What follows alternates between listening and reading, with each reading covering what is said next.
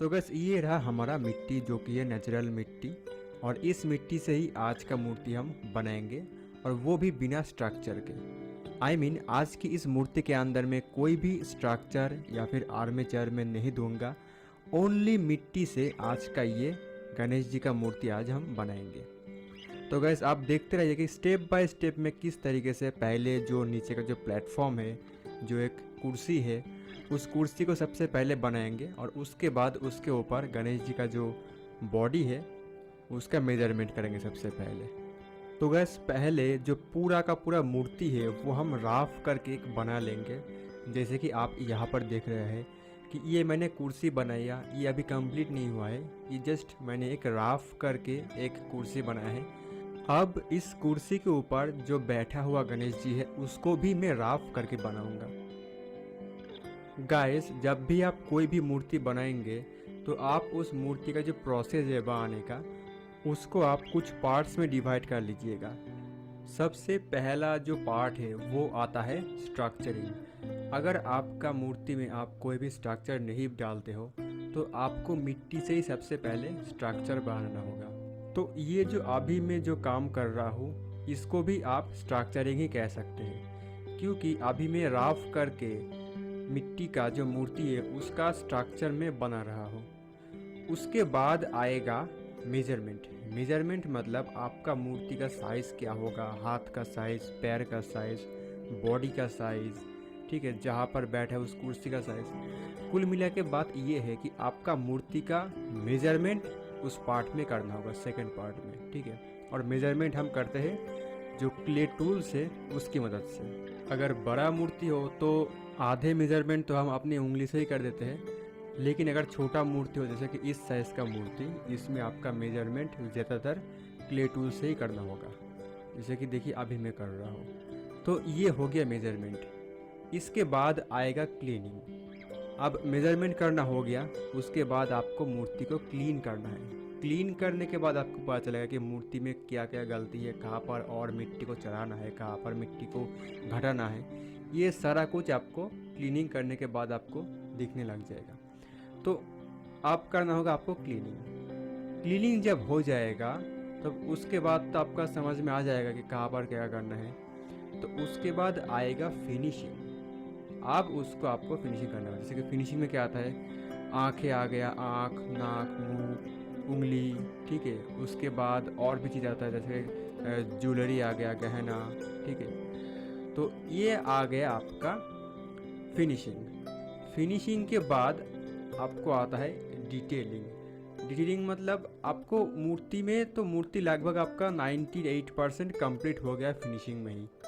अब आपका मूर्ति जब 98% कंप्लीट हो जाएगा तब आप नोटिस करोगे कि आपके मूर्ति के अंदर कुछ छोटे छोटे चीज़ें खामी रह गई है। तो उसको डिटेलिंग प्रोसेस में आपको कंप्लीट करना है। डिटेलिंग एग्जाम्पल के लिए मैं बता दूं, जैसे कि मान लीजिए मूर्ति के उंगली में थोड़ा सा टेढ़ा मेढ़ा कर दीजिए। इसके बाद जो ज्वेलरी है उसमें थोड़ा सा एक दो अलग से डिज़ाइन कर सकते हैं, या फिर कोई भी चीज़ जो कि इससे पहले आपने अप्लाई नहीं किया है कभी भी, वो आपको लग रहा है कि ये चीज़ इधर अप्लाई करने से ये मूर्ति और भी ज़्यादा अच्छा लगेगा देखने में, तो वो चीज़ आप उस स्टेप में अप्लाई कर सकते हैं। तो इसको कहते हैं डिटेलिंग। डिटेलिंग करने के बाद आपका मूर्ति 99% कंप्लीट हो जाता है।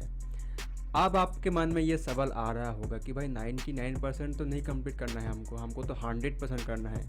तो भाई मैं आपको बता दूं कि 100% आप कोई भी आर्ट वर्क कंप्लीट नहीं कर सकते, क्योंकि आर्ट वर्क कभी भी कंप्लीट नहीं होगा। आप जब भी कोई भी मूर्ति बनाएंगे या फिर कोई भी आर्ट वर्क करेंगे ना, तो फिर कुछ दिन, कुछ साल या फिर कुछ महीने बाद आपको जब दोबारा आप उस आर्ट वर्क में देखेंगे तब आपको लगेगा कि इसमें अगर एक और चीज़ ऐड किया होता या फिर ये चीज़ किया होता इसके अंदर, तो ये पेंटिंग या फिर ये क्ले मॉडलिंग दिखने में और भी ज़्यादा बेहतर लगता।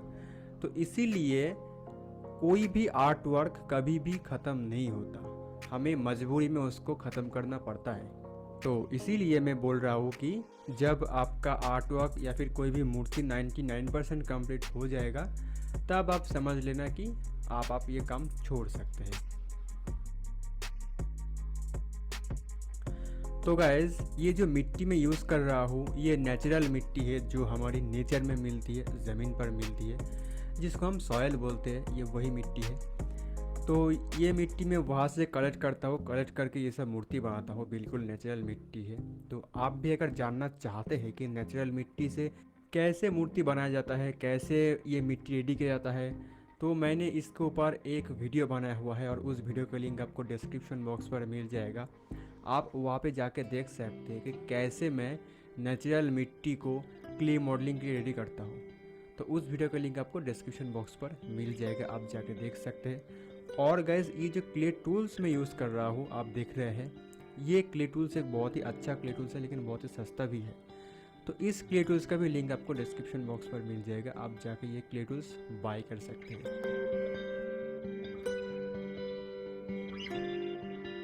सो गैस हमारा जो मूर्ति है वो लगभग 50% कंप्लीट हो गया है। अभी और 49% हम कंप्लीट करेंगे, उसके बाद ही हमारा मूर्ति कंप्लीट हो जाएगा। तो चलिए मैं आपसे मिलता हूँ वीडियो के एंड में। तब तक आप इस वीडियो को देखते रहिए, लगभग वीडियो ख़त्म होने ही वाली है, तो इसीलिए बिल्कुल भी वीडियो को स्किप मत कीजिएगा। मैं आपसे मिलता हूँ वीडियो के एंड में।